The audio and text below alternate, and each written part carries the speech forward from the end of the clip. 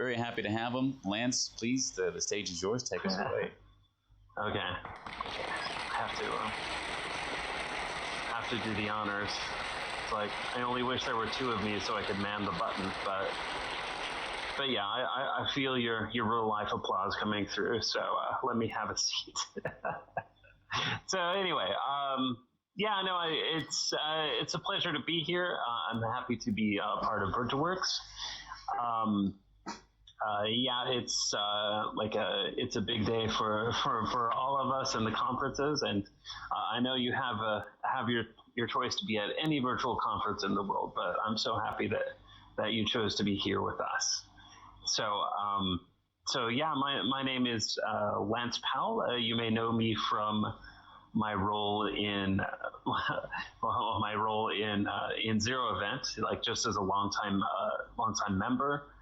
I come to you with a background in research and design within virtual worlds, as an active community member and content creator, and more recently within my role as CTO of VEDX. That's with a V, everybody. So VEDX, which is a company bringing XR solutions to education. So I'm here representing them. So at any time, do please come visit my booth. It's in the Red Hall, and I will be there. Yeah, for most of the day. So I'll just say hello. But yeah, let's get to the topic of the hour. So I'm here to talk about virtual classrooms, appropriately enough, like virtual classrooms and how our dynamics as users of that space change, with regard to power, because as you know, there is a kind of power imbalance when it comes to the classroom in real life, and I thought it'd be interesting to talk about what, if any, changes happen when your space becomes virtual.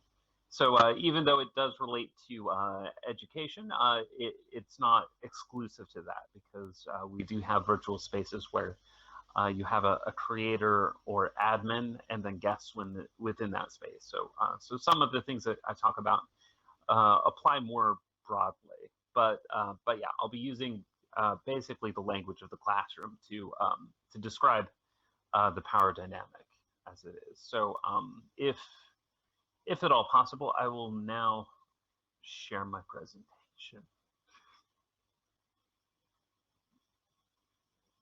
I hope I'm sharing now. I am not sharing now. Wait, let's turn my camera off. There we go. Yes, of course. Okay, there we go. Okay, so you should be able to see me from behind, and yeah, let's do it. Okay. So here we go. Title of the lecture. So power differentials in the virtual classroom. So I've given the introduction. I've talked about VEDX, and I will be here to talk more if anyone chooses to. Yeah, I've left the email addresses of our CEO and myself. So so take a picture and let's move on. Okay. So I find it kind of strange to be in the role of CTO, where I'm actively promoting XR and more often VR solutions for education, because I'm not a person who is very big on promises. Like I never oversell things, because every technology has limitations, but there are a lot of advantages to be drawn from XR solutions in education, especially.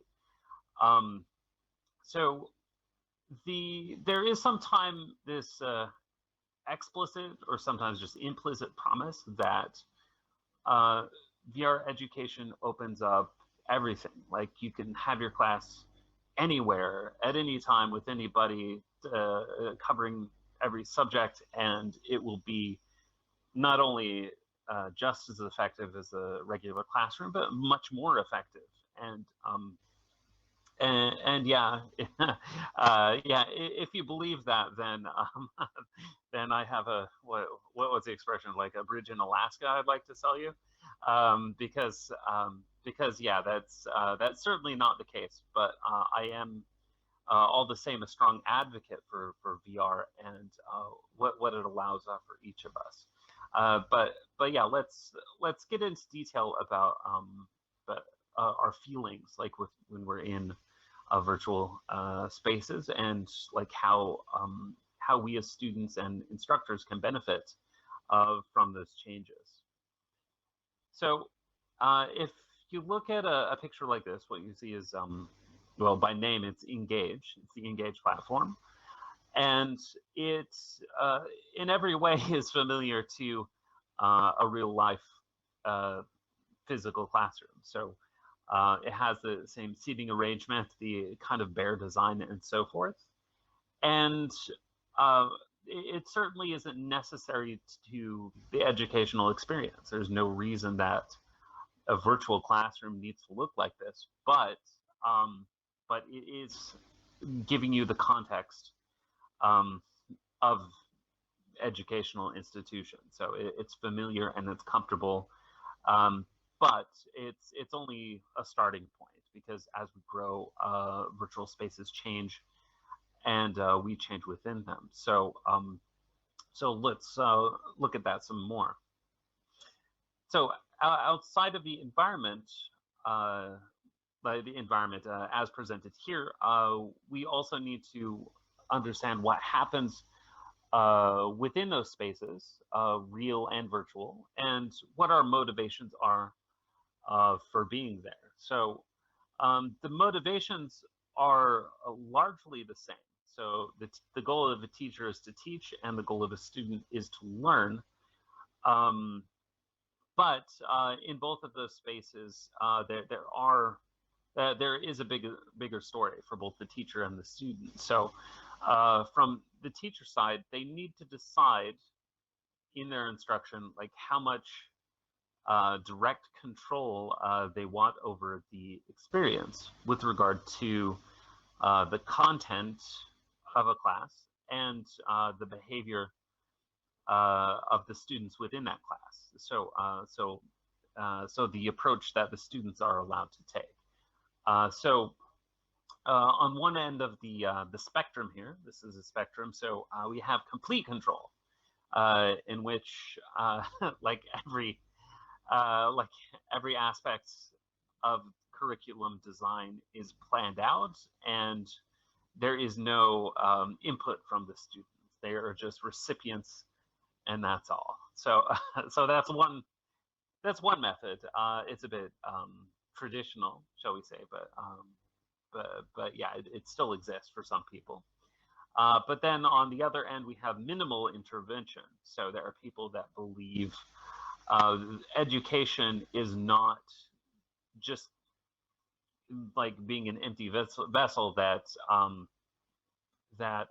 absorbs information that's given to them, but instead education is a process. Like we're all individuals with personalities and characters and interests which differ from one another, and as individuals we should be able to explore and develop the educational space,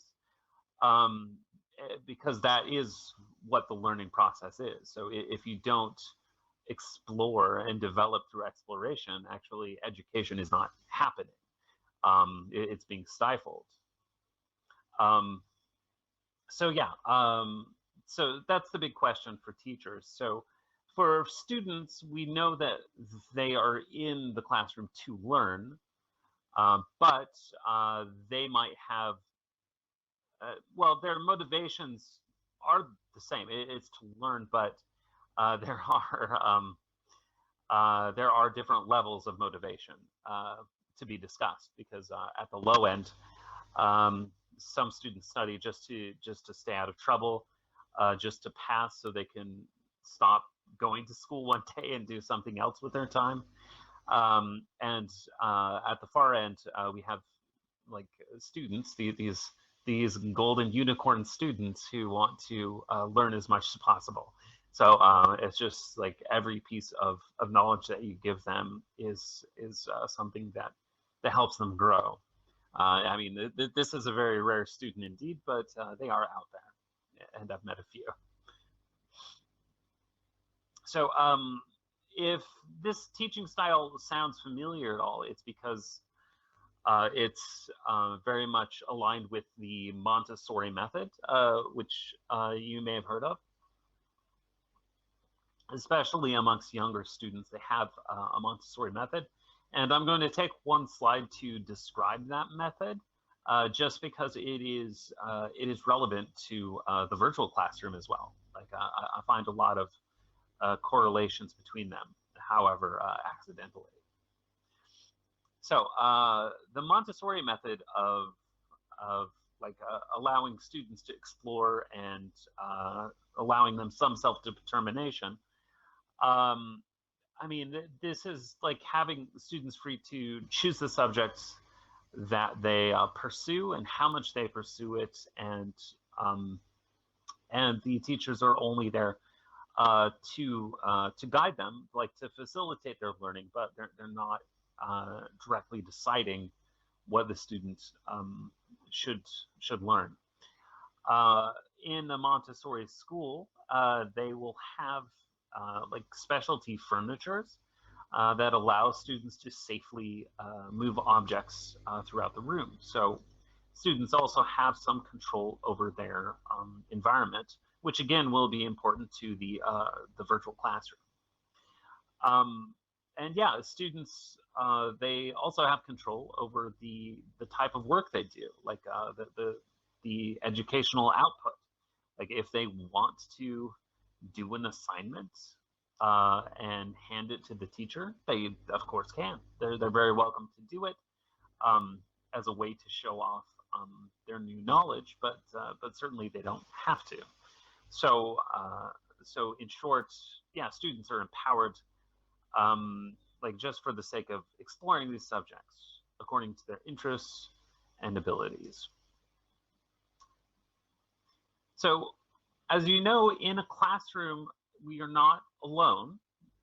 Like we have a teacher and at least one student, but typically there will be a group of you. And as an individual, you have a certain type of power, and as a group, you have another type of power. So individually, like if you are given, if you're given a type of activity, so now we're stepping away from Montessori, like into something more commonplace. Like we could have like a type of assignment, specifically within art or perhaps even science, where you are staying within the confines of that subject, of that discipline, but you are expressing yourself individually within that granted space. So from the picture, you see them like painting, and they're all painting what they want to. Maybe they're painting according to a theme, but of course, it's expected that at least one of them will defy the theme and just paint their pet dog at home or whatever, and that's fine. They're just expressing themselves. It's part of their individual power. But of course, there are other activities that require group work, doing something together, advancing as a class, because as you know, for better or for worse, we do need to cooperate in society, sometimes at a large scale. So we need some background in doing that, like how to work with other people towards a common goal. And if and yeah, in a more traditional classroom, you will be expected to do this. You can't really opt out of society very effectively. So so yeah, there is this type of power amongst the students as well, and the teacher can be included in that. Like a teacher can be like a part of that goal. Like as long as their role is to help the students develop. So I've talked a lot so far about the class, like the normal classroom that we're all very familiar with, but we are now going to ask what this looks like in a virtual space. So what is individual and collective power? How does it relate to the teacher's power in the classroom? And like how will that manifest? Like what kind of environment are you building? Like what kind of topics are you following? And in the end, like what kind of homework will there be? So we'll look at all of that throughout this lecture. So I've broken this topic up into four key areas, and we'll begin with environment. Just because it's the most salient. It's the thing that you can see, and it's the most recognizable difference between, let's say, a real classroom and a virtual one. So the environment. So starting with customizability. So throughout the presentation, I will have pictures of different social VR platforms here, but I'm not going to reference them. They're just examples of like what can happen with these tools. So I'm not going to talk about them at all. Just make a note of them if you like, and if you have questions about them, I can answer at the end or throughout the day. So okay, so environment. A virtual environment has sometimes a high amount of customizability, meaning the objects within a space can change, and the environment itself can change.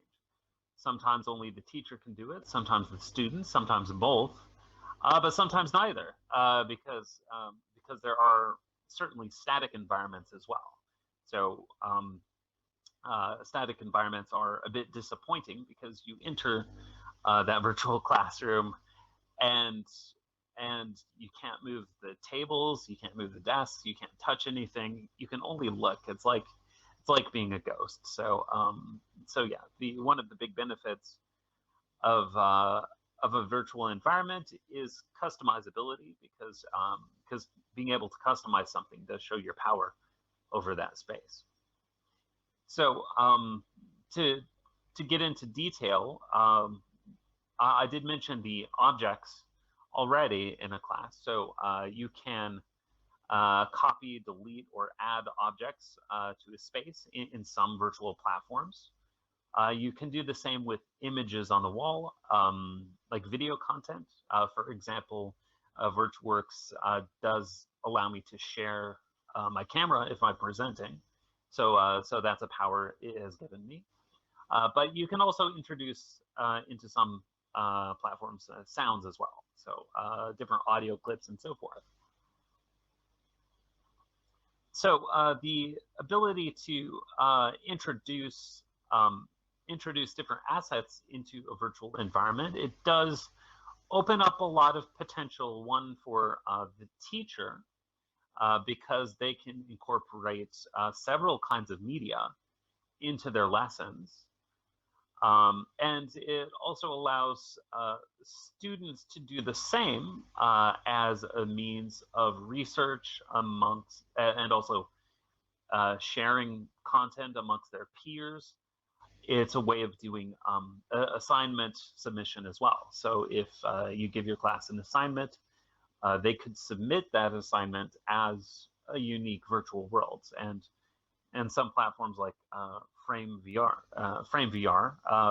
which I showed in the previous picture, would allow you to do that very nicely.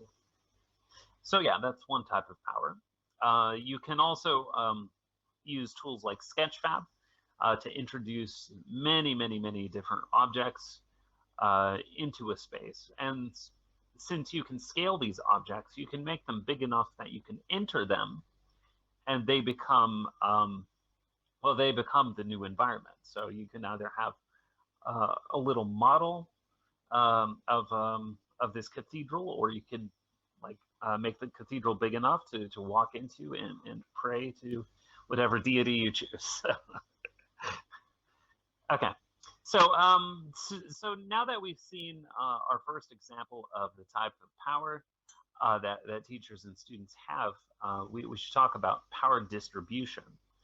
Because on the surface, it seems like the platform, the social VR platform, the virtual classroom, let's say, they give the teacher some power, and then the teacher then passes that on to the student. So they don't have as much power, but they have the ability to do some things.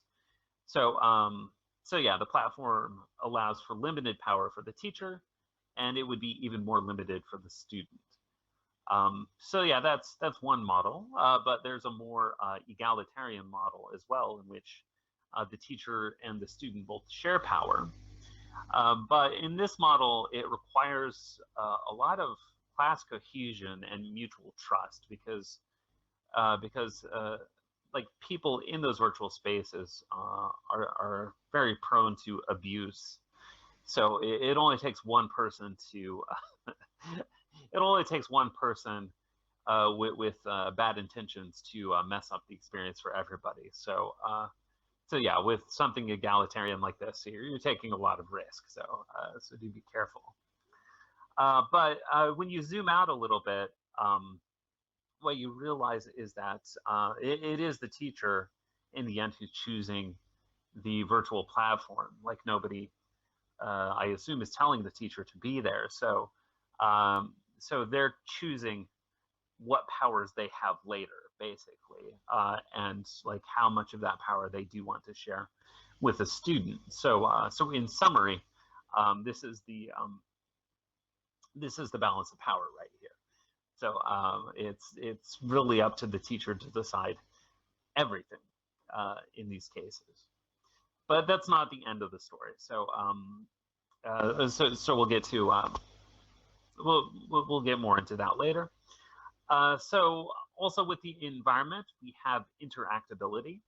So as I mentioned before, you do want the ability to add and delete things within that space, but you will also want those assets within your environment to be dynamic in some cases. Not all cases, of course, but many times if you have a whiteboard, for example, you want to write on the whiteboard. If you have a chessboard and you want just to relax with your classmates, that would be great too. So so yeah, different virtual spaces allow for different interactability. So it's worth exploring. Yeah, I just described that. So if you have more interactables, there's more action potential, and that leads to more power. And here are the examples I just mentioned. So let's move on now from environment and just talk about the subject, or let's say lesson content, perhaps is better, of what you're learning, because you can't just go into a virtual space and expect to be able to have a good lesson on any topic. So for example, you have a place like Multiverse, and like at least in their early version, it was limited in the subjects you could cover. If you are if you're teaching astronomy or the sciences, yeah, it's great. Like you go in there, you see scale models of the different planets and see how gravity works, and it's wonderful. But if you think you can go there and learn about any subject, like anything you're ready to teach your class, then it's a bit more challenging, and by a bit I mean a lot. so there are two different approaches that the virtual spaces take. Like there's the bottom-up approach, in which there's no external content, so everything that's on offer educationally is there because either the virtual platform thought it was useful to have there. So for example, if you use a platform like Engage, they have a library of hundreds of assets, like from dinosaurs to spaceships, different types of World War II airplanes and things like that. And they were selected largely for their educational value. But even though like a few hundred is a big number, it's not like you do reach your limits when you decide that you do want to teach something specific, but you have no way to do that. So I believe Engage now does allow you to upload your own assets. So yeah, using them as an example wouldn't be accurate, but yeah, certainly that's not true for every virtual platform. So you have to find out like where you can upload things and set that up beforehand. So the more users who do that, the more users who set up their virtual spaces and upload content based on different subjects, like the more learning potential there is. So it's more useful for everybody. But if you can immediately like download things from the internet using tools like Sketchfab, then and also being able to share your screen within those spaces, yeah, there's a lot of potential there as well. So it's just like having the internet in the classroom many times. So you can cover a lot of well, any subject really. So it's not just about the lesson material. It's also about like how you choose to learn, the medium you were using to learn, and also how to submit homework. So in the past, like everything was paper-based, of course. We had books, and our homework was written on paper with your hands and pencils, and that's how the system worked. But now certainly we tend to prefer computer-based mediums and submissions for learning, and many times it's mandatory in classes. You never hand a piece of paper to your teacher because it'll just be confusing and awkward. But yeah, we started with paper. We moved on to Word documents on computers, and I think more often we're going to be sending, we're going to be seeing submissions of virtual spaces from the students as they curate their assignments on platforms like Frame.io or Mozilla Hubs or something like that. You know, in fact, it's something that I did myself last year. Like I instructed a class of students at my university to submit something through a virtual platform, and not only once. And it was great. Yeah, I should have shared the video. Okay, so we talked about the environment and the different subjects, content. Now let's talk about the cohabitants. So when you are in a virtual classroom, you're not alone again, because what would be the point? You are with other people, and what power do you have in relation to each other within those spaces? So in the virtual space, you are still experiencing each other through your senses, but now it's primarily seeing and hearing. It's how you interact with each other, either through speaking and messaging, and in fact, your very existence is at risk when you're in a virtual classroom, because if somebody wanted to, they could just make you disappear very often. So if you go to a virtual classroom or using like any major platform, there are going to be symbols like this, and these are moderation tools to limit how much you can be heard, how much you can speak, and whether or not you're even visible. So as you're probably all aware, sometimes this is done for security. They've decided that you, and I mean you are a security threat. So your voice needs to be taken away because you're saying something too controversial or offensive. But sometimes it's just because it's the teacher's time to speak, and the teacher doesn't want to hear you, so they mute the whole class. And this is where the power dynamic comes back. So if a teacher has the power to mute a whole class, then that is an awesome power, and it's not one that exists in real life, as any teacher knows. So again, we're back into the space where we see that virtual classrooms make the teacher much more powerful than the student. So a kind of imbalance grows, for better or worse. So beyond like how we experience each other in a virtual classroom, we also should talk about bodily integrity. So like what we can do physically in a space, where we are allowed to go, and what we are forced to pay attention to. So I bring up engage again because it gives us a good example of how much control we have over our own actions and our own bodies within a class. So a teacher moderating a classroom will be able to, at the push of a button, return everybody to their seats and forbid them from moving or speaking. So you literally have a captive audience in those environments. And actually, I see this tool being introduced to more platforms as well. Funny enough, I think Rec Room now does this.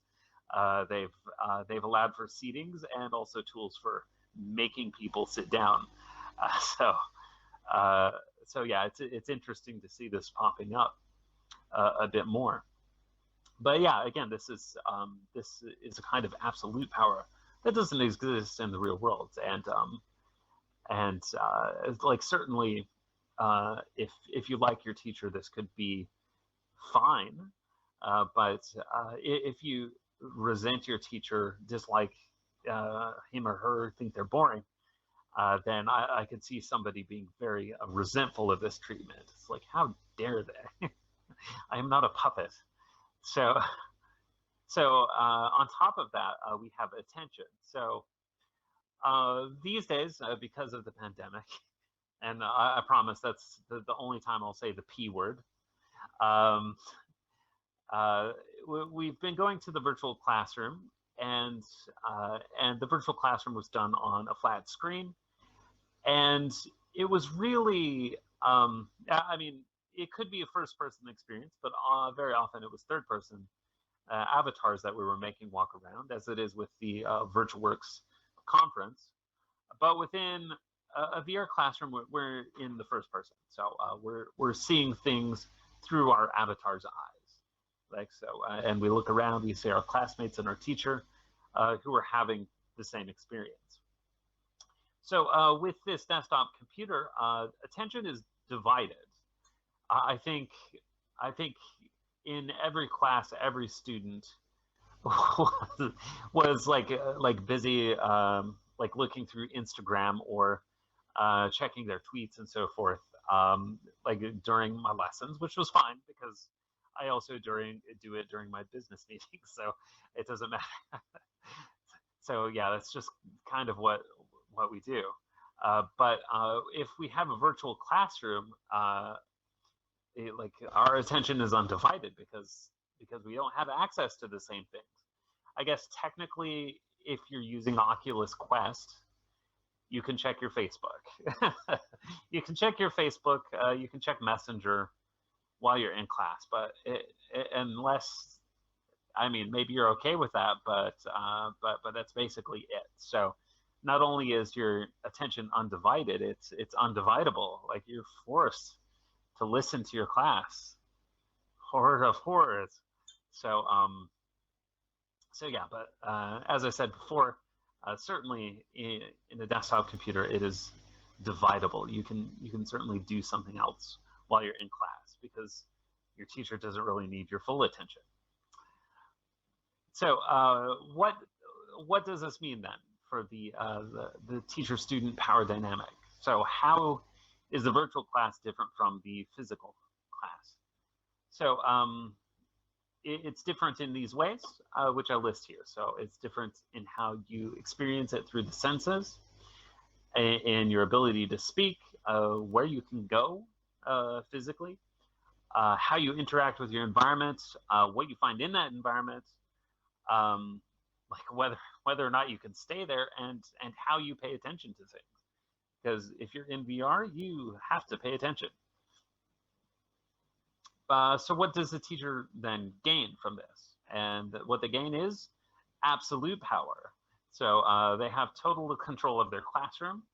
And if you frame it as absolute power, it can seem negative. But if you say you get class cohesion, then it suddenly seems quite nice. But yeah, it's the same thing. The teacher really has a lot of control with virtual classrooms.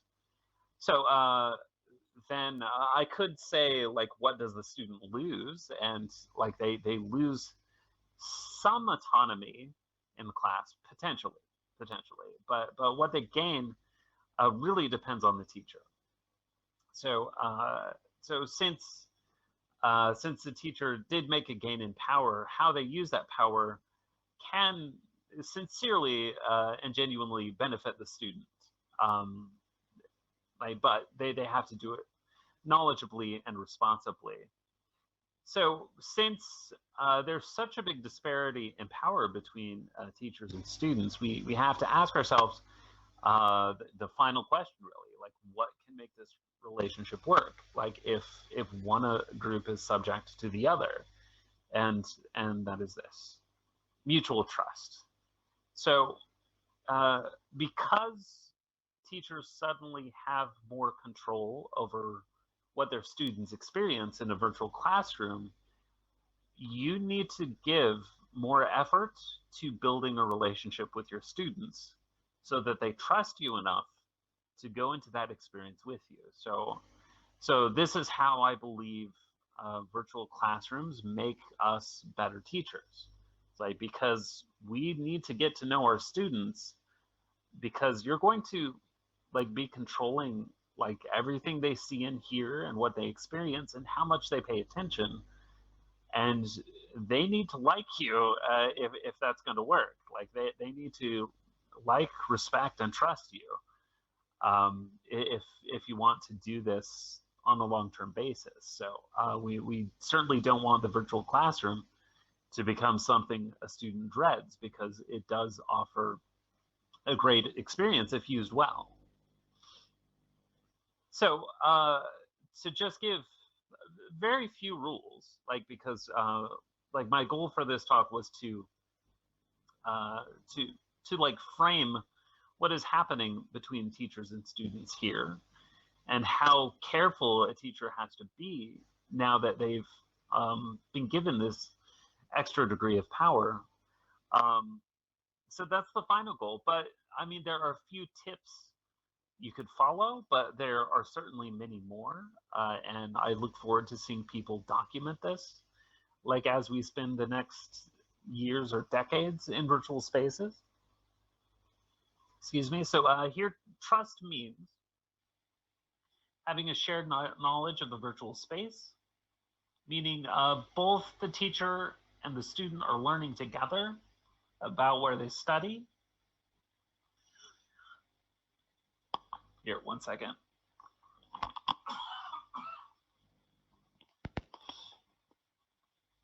It means when you as a teacher do something, like enact some moderation tool, you warn your students, you tell them that you're going to do it before you do it. Otherwise, it feels like a kind of a violation. So like, if you're going to mute your students, tell them you're doing that. Like, sorry, I need to begin. I'm going to mute everybody. So I'll let you speak again in 10 minutes. Or All right, everybody, I'm going to move you to your seats now. So just give me a few seconds, and boom, there you go.